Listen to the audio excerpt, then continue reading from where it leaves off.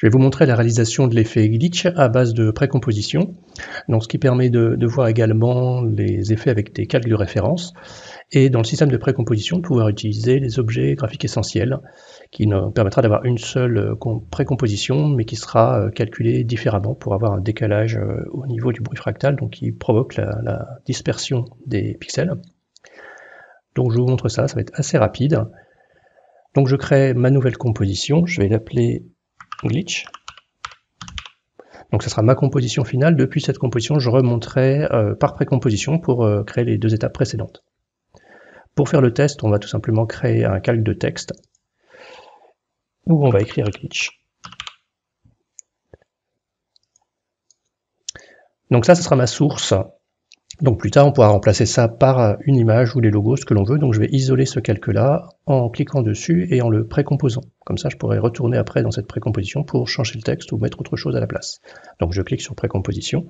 Donc ça, c'est en gros ma source. C'est là où je dois mettre l'image sur laquelle je veux mettre l'effet. L'effet principal donc, qui va déformer notre image, c'est un effet donc, de déformation qui s'appelle dispersion. Et pour créer cette dispersion, il y a besoin d'un calque de référence que l'on va créer en ajoutant un solide, que je vais appeler bruit fractal, puisque c'est ça que l'on va utiliser dessus.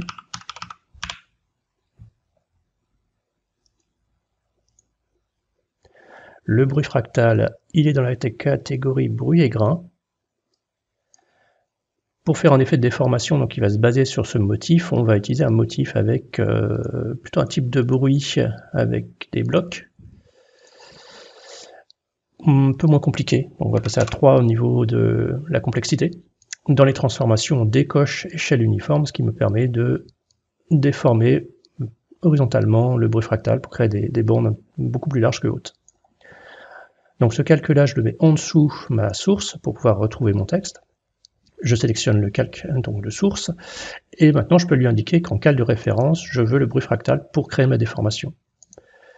Ce bruit fractal est créé grâce à un effet, donc il faut aussi signaler dans le calque de référence que l'on ne prend pas la source du calque, mais le calque plus ses effets et ses masques. Donc maintenant, si j'étends l'horizontale maxi, donc la déformation horizontale, voilà, j'ai mon texte qui se déchire de cette façon-là. Je ne vais pas faire de décalage vertical, je vais mettre 0 en vertical maxi. Donc maintenant, je vais animer cette valeur horizontale maxi. Donc je vais mettre quelque part dans ma timeline, je vais commencer à 0, puisque au départ, je veux pas que ça soit déformé, je veux qu'il y ait des coups, des instants où le glitch se produit. Donc je mets la première image clé à 0, j'appuie sur U pour voir où est cette image clé, j'avance un petit peu plus loin, je remets une image clé à 0, puis je sélectionne toutes les clés en cliquant sur le nom de la propriété. Ensuite, dans le menu fenêtre, on va utiliser le panneau tremblement. Donc je vais créer un tremblement d'une fréquence de 25 avec une magnitude de 200. Donc cette fois-ci, ça me crée une animation automatique avec plein d'images clés que je peux après remodifier en allant dans l'éditeur de graphique. Je sélectionne toutes les clés, je les passe en mode d'interpolation linéaire pour que ce soit plus facile, qu'il n'y a pas les tangentes, elles ne me servent à rien puisque j'ai d'images clés par image. Voilà, avec ça, quand on fait des blocs de sélection comme ça et qu'on appuie sur CTRL et ALT en même temps, ça me permet par exemple d'écraser, de faire un départ un petit peu plus progressif au début et à la fin. Je vais recadrer l'entièreté du graphique en cliquant sur le bouton adapter les graphiques à la vue, parce qu'il faut bien que je reste au 0 au début et à la fin. Donc première clé, je remets à 0 parce qu'elle est un peu glissée. Et dernière clé, c'est pareil, je veux bien qu'elle soit à 0 pour ne pas avoir de déformation avant ou après. Donc je peux faire toutes les modifications que je veux à l'intérieur de ce graphique et complètement modifier, exagérer certaines parties. Donc quand on appuie sur la touche CTRL et qu'on déforme ce cadre, ça fait une symétrie donc, par rapport au centre. Je sors de l'éditeur de graphique, je reprends un zoom au niveau du plan de montage plus large. Je mets ma zone de travail à la fin de mon animation. Donc j'ai bien l'image non déformée, des déformations, puis ça redevient comme avant. Donc tout ça, je vais aussi le grouper dans une précomposition et le bruit fractal n'est qu'un calque de référence, il ne sert pas à être vu directement, il sert à créer la déformation.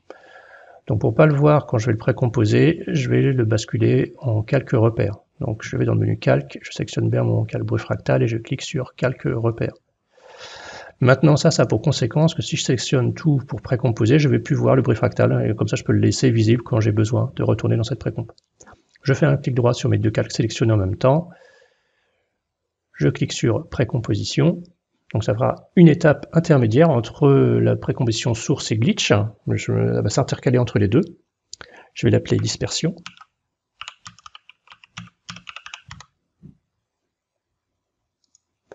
Voilà, donc mon calque de bruit fractal de solide avec le fractal a bien disparu, bien qu'il soit toujours visible. Si je retourne ici, c'est juste qu'il n'est plus vu parce qu'il est en calque repère. Donc l'étape d'après, c'est de décomposer ça en 3 couches couleurs, donc rouge, vert, bleu. Donc cette composition, je vais la renommer dispersion rouge. Je vais juste mettre R pour rouge. Je vais dupliquer la suivante, ça sera V pour vert. Je vais dupliquer la suivante et la dernière, ça sera la couche B pour bleu.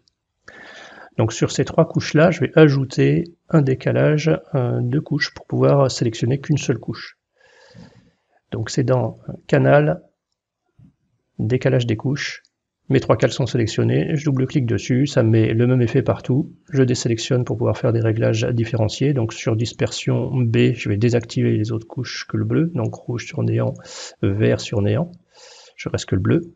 Vert, je fais le même principe, donc rouge sur néant, bleu sur néant, donc j'ai gardé que le vert. Et R, je vais garder que la couche rouge. Maintenant, si je sélectionne mes 2 premiers calques et je les passe en mode de fusion-addition, ça me recompose mon image d'origine. J'ai recomposé mes 3 couches couleurs.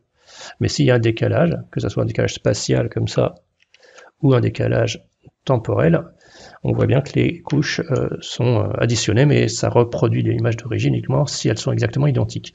Donc on va créer un décalage, mais pas en espace ou en temps véritablement.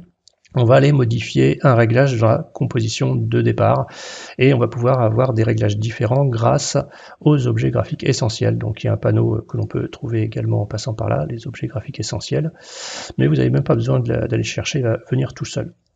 Donc je retourne dans mon étape d'avant, donc là c'est ma composition finale glitch, ensuite il y a une autre composition qui est dispersion dans laquelle il y a source. Donc là je suis au milieu dans dispersion, je vais sélectionner le bruit fractal, donc là ce qui m'intéresserait c'est de jouer par exemple sur l'évolution, parce que ça me permet de recréer des décalages légers entre mes différents bruits fractals. Donc je vais laisser par 0 comme ça. Donc je fais un clic droit sur la propriété et je lui demande d'ajouter cette propriété aux objets graphiques essentiels. Automatiquement, il m'ouvre cette fenêtre objet graphique essentiel dont je vous ai montré qu'elle était là, avec le paramètre d'évolution. Donc là, ça veut dire que j'ai une seule composition, mais quand je vais dans l'étape d'après, je vais avoir accès à cette propriété de façon différente pour chaque occurrence de cette précomposition. Donc ça apparaît dans propriété maîtresse, et donc c'est la propriété évolution, si on ne la renomme pas, elle apparaît avec le même nom. Donc là, si je crée un décalage sur l'évolution du bruit fractal, ça va faire glisser mes couches les unes par rapport aux autres. Donc si je suis sur la dispersion vert, j'ai soit du vert, soit ça complémentaire qui commence à baver un peu sur les bords. Et sur rouge, j'ai un peu de rouge qui apparaît et du jaune. Donc plus je vais loin, plus ça va être fort. Donc ça, je peux doser exactement la quantité de décalage que je veux entre les trois versions. Donc on va se faire une petite prévisualisation. Donc voilà quelques principes sur l'effet de glitch. Donc très simple, très basique. Bien sûr, il faudra aller plus loin, mais déjà ça donne des bases, des petites astuces intéressantes au niveau du calcul de repères et d'utilisation d'objets graphiques essentiels. Mais pour une situation simple comme ça, c'est très pratique. Et aussi bien avoir structuré ça en plusieurs étapes pour pouvoir revenir facilement sur la source. Je vais faire un test avec une vidéo, donc je vais prendre un métrage que j'avais rapporté ici. Donc maintenant le glitch va avoir lieu sur n'importe quoi. Là j'ai mis une vidéo, je peux regarder ce que ça donne.